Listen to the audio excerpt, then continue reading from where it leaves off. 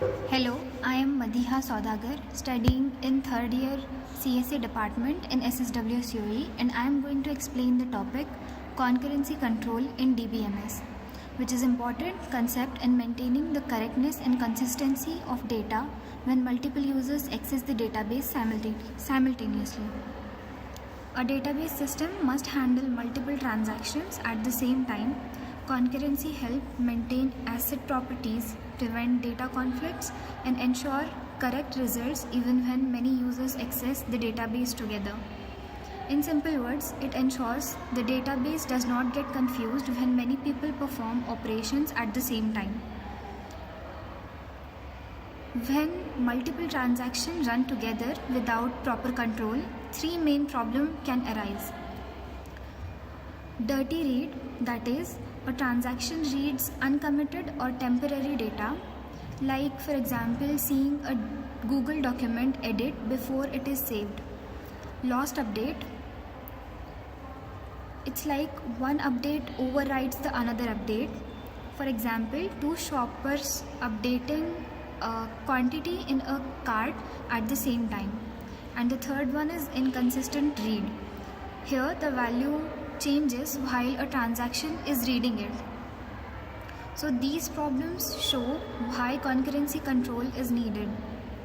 The concurrency control is required to allow safe multi-user access, prevent incorrect overwriting of the data, maintain consistency, ensure serializability of the transactions to run as if they were executed by one person at the time. Its real life example will be when two people withdraw money from the same bank account at the same time, concurrency control ensures the balance remains correct. Concurrency control protocols. To manage simultaneous transactions, the database follows specific rules called concurrency control protocols. These rules decide how, when each transaction can access the data safely. It works like traffic on the road, preventing collisions between vehicles, but here it prevents collision between transactions. It has two types, log-based protocol and timestamp-based protocol. One of the most common methods is the log-based protocol. A log-based protocol is like a temporary control on the data item. When one transaction is reading or writing the data, a log ensures others wait there. This prevents conflicting operations and keeps the database safe.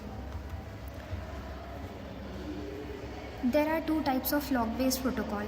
First one is shared log, second one is exclusive log.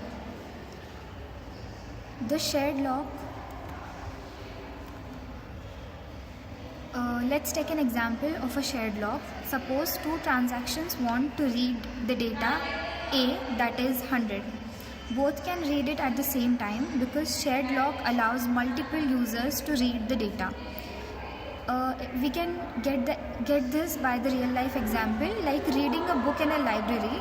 Many people can access the book at once, but none can write inside it.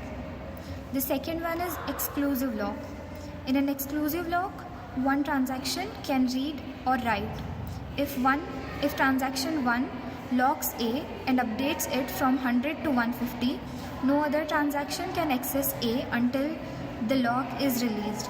Its real life example can be updating a bank passbook.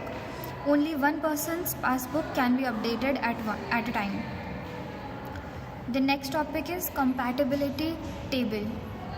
This table shows which log can exist together. As it shows that shared log with shared can be existed. It is allowed. But shared log with exclusive is not allowed. Same as exclusive log with shared is also not allowed, and exclusive with exclusive is also not allowed. If a requested log is not compatible, the transaction must wait there. The disadvantages of log-based protocol are deadlock. That is, the deadlocks can happen when two transactions wait for each other's forever. Starvation problem, that is, Starvation can occur where a transaction keeps waiting because other gets priority. Extra overhead to manage the locks can happen here. The transactions may wait for long time. Here, let's define the deadlock in deep, such as deadlock happen when two transactions wait for each other's locked data. For example, T1 locks A and needs B, T2 locks B and needs A. Both wait forever for each other to release the lock. It's like two people standing in a narrow door frame, both refusing to move back. The starvation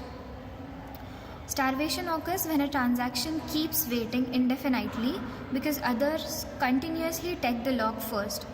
A real life example is a small car stuck in a traffic while big vehicles keep entering the lane before it. This concludes my presentation on concurrency control in database system. Thank you.